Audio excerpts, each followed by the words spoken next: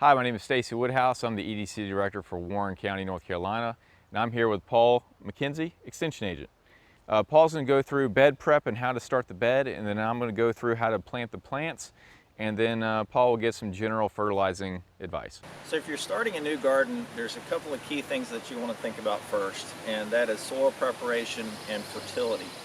Now in this particular situation, we have a really nice raised bed that our Master Gardener volunteers built.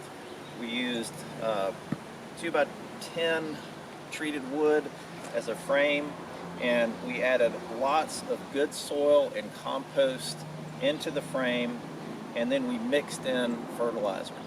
Now, you don't necessarily have to have a frame built up. You can just do it in the ground, but if you can mix in some compost, and also very important, mix in some fertilizer as well.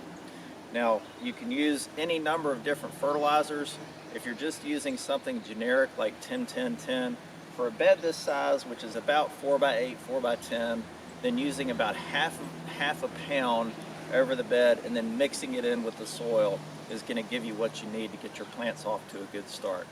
Some of your longer lasting crops like tomatoes that are going to be in the ground for several weeks, you probably want to go back in about midway through the production and add some additional nitrogen to keep them going and keep them productive.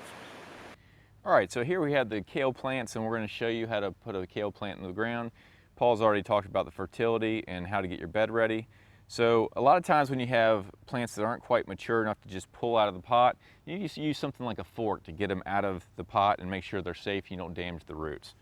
So what we're going to do is we're going to take the fork and we're going to take it right along the edge and push down, and then just pull the plant right up out of there, and you want to continue to support it right here, and we're going to have our hole. Now with kale, it's important to not bury it too deep. You'll have it rot here at the base if you bury it like a tomato and bury it really deep. So we're going to bury it right up to the soil line where it currently was in the pot. We're going to put it in and then push the soil up around it. Now it's very important with any plant to not press down at the base. We don't want to damage the roots at the top. We want to push in from the sides, make good soil contact, and then even it out just like that. Now kale, the spacing on these plants should be about a foot apart. And if you plant them a foot apart, probably towards about a month and a half after growing, those plants will start touching each other, and you can harvest every other plant to give them more room and give them more space. Now after you plant, you want to water in really good, and the watering is to make sure the soil around the hole connects with the baby plant, and it has good root contact so that those roots can get out into the soil of your bed and they can be nice and productive. All right, now we're going to show you how to plant a tomato. So we want to get out, same thing, we want to get out of the pot nice and safely, so we're going to use a fork so we don't damage the roots. And we're going to just go along the edge of the pot and go all the way to the bottom, then just kind of pull slightly in and up and get the plant out just like that. Now, tomatoes you want to plant a little deep, so we're going to plant these plants all the way up to about 2 inches below the bottom stem here. So we want a nice deep hole, just like that. All right. And we're actually going to take off this stem right here. We don't need that because that's going to be buried, and we don't want it to rot and have rotting issues with our plant. So now we're going to put this in the hole, fill it in. And it looks pretty radical, but all those little hairs along this stem are going to turn into roots, and that's going to give it a nice base and allow it to soak up a lot of nutrients and make it more drought resistant also. Now you want to water this in really nice after you plant it and make sure there's good soil contact with the roots. And you want to plant these about 3 feet apart. The tomatoes are going to get big, and they need a lot of space and a lot of room. Other thing that a lot of beginning tomato growers, mistakes they make, is they start letting their plants produce fruits too early. You want that plant to be 3.5 feet tall, and before you actually let those flowers turn into fruits. So up until that time, you want to take the flowers and just pinch them off and don't let it bear fruit too early.